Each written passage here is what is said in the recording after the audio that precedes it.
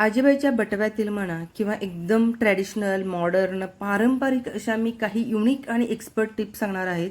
तुमचे अनारसे ना की तेलात फुटणार सुद्धा नाही आहेत, एकदम छान जाळीदार होतील. त्यासाठी हे नक्की टिप्स यूज करा आणि परफेक्ट असा अनारसा बनवा. चला तर मग टिप नंबर 1 अशी आहे, पीठ मुरवताना केळ्याचं पान ठेवा. डब्यात पीठ ठेवताना वर छोट्या केळ्याच्या पानाचा तुकडा ठेवला तर नॅचरल फर्मेंटेशन छान होते आणि अनारसे जास्त जाळीदार होतो. टिप नंबर 2, गूळ किसून 1 दिवस आधी मिक्स करा.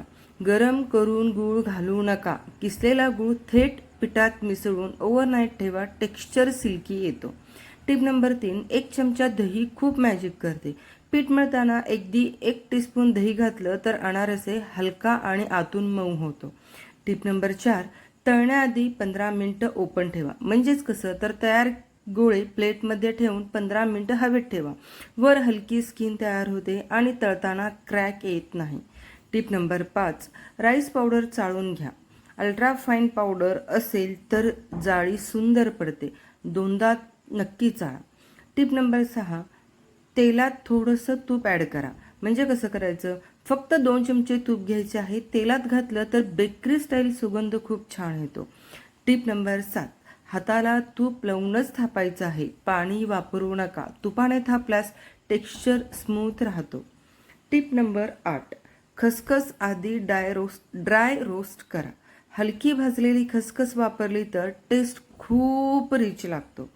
टिप नंबर 9, कॉपर किंवा ब्रास भांड्याचा वापर करा. जेव्हा आपण पीठ मुरवतो ना, जुन्या काळात ना पितळेच्या डब्यात पीठ मुरवायचे.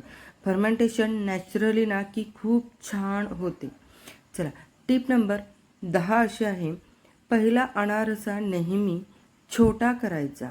तो परफेक्ट झाला तरच बाकीचे बॅच परफेक्ट होतो. त्यामुळे नेहमी पहिला छोटेच अनारसे करायला घ्या. आता एक सिक्रेट हलवाई टाईपमधले टिप सांगते. तळताना अनारसा वर आला की लगेच उलटायचं नाही. 7 ते 8 सेकंद थांबायचं. त्यामुळे जाळी सेटल होते आणि मग शेप सुंदर असा राहतो. बरं चला, टिप नंबर 11 असा आहे, जुना गूळच वापरा. शक्यतो जुना गूळ वापरा. नवीन गुळात ओलावा थोडासा जास्त असतो.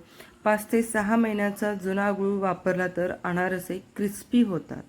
टिप नंबर 12, तांदूळ दळताना आईस कोल्ड करा. म्हणजे काय करायचं की दळण्याआधी 10 मिनिटं फ्रीजमध्ये ठेवलं तर पावडर गरम होत नाही आणि टेक्स्चर स्मूथ येतो.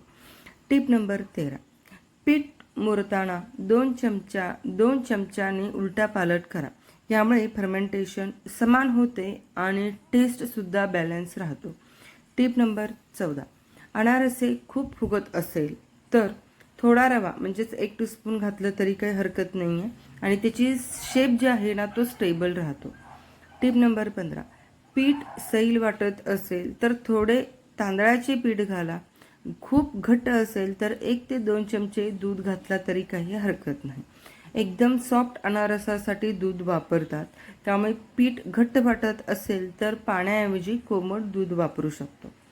टिप नंबर 17, क्रिस्पी एजेसचे काही ट्रिक आहेत.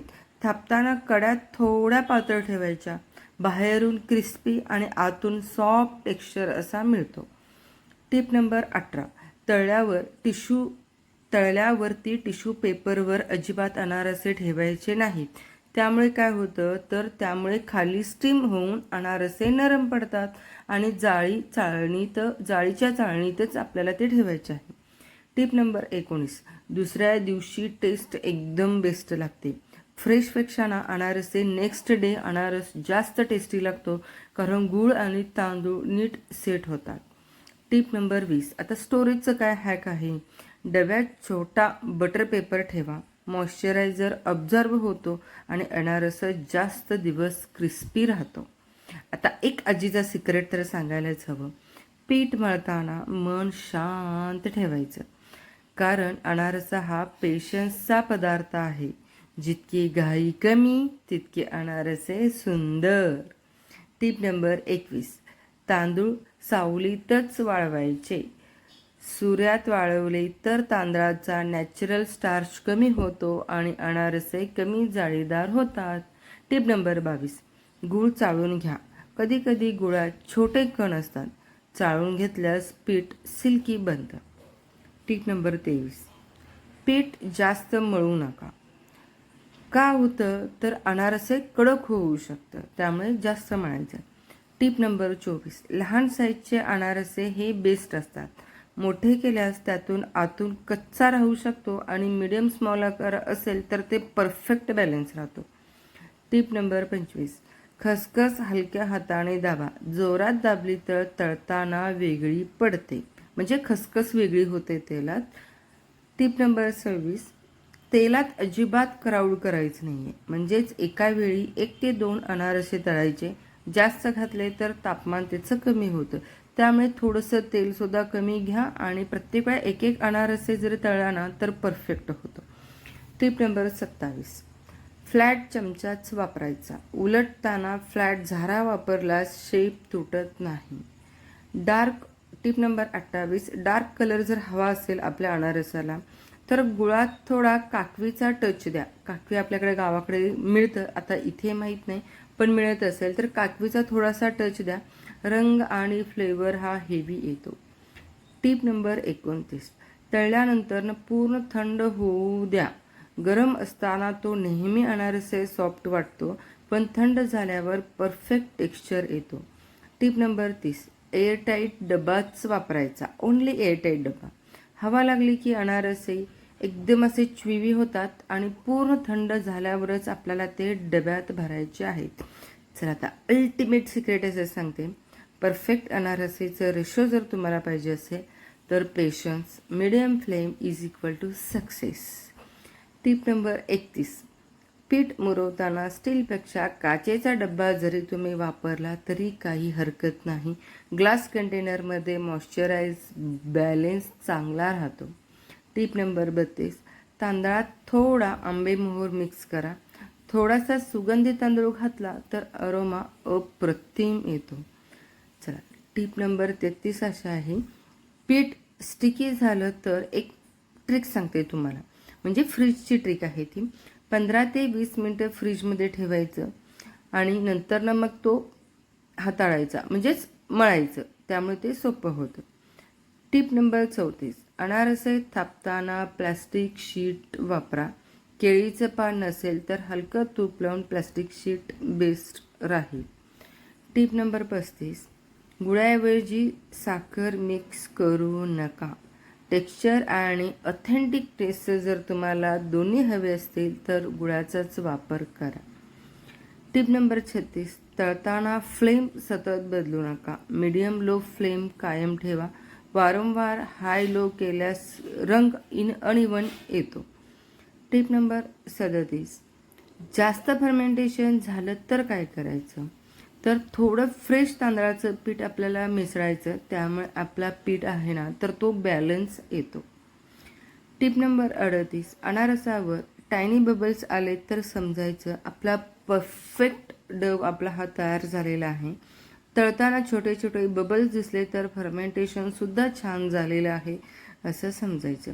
टिप नंबर 39, थोडी वेलची पावडर शेवटी घालायची. आता त्याचंही कारण काहीतरी आहे. सुरुवातीलाच घातली तर त्याचा सुगंध कमी होतो, त्यामुळे नेहमी वेलची पावडर शेवटीच घालायची. टिप नंबर 40, तुपात शेवटचा बॅच तळा. लास्ट जेव्हा बॅच आपली असते ना तेव्हा प्युअर तुपात तळा तर फेस्टिवल स्पेशल टेस्ट येतो. आता हलवाई लेवल जी काही टीप असते ना तर ती सांगते तुम्हाला.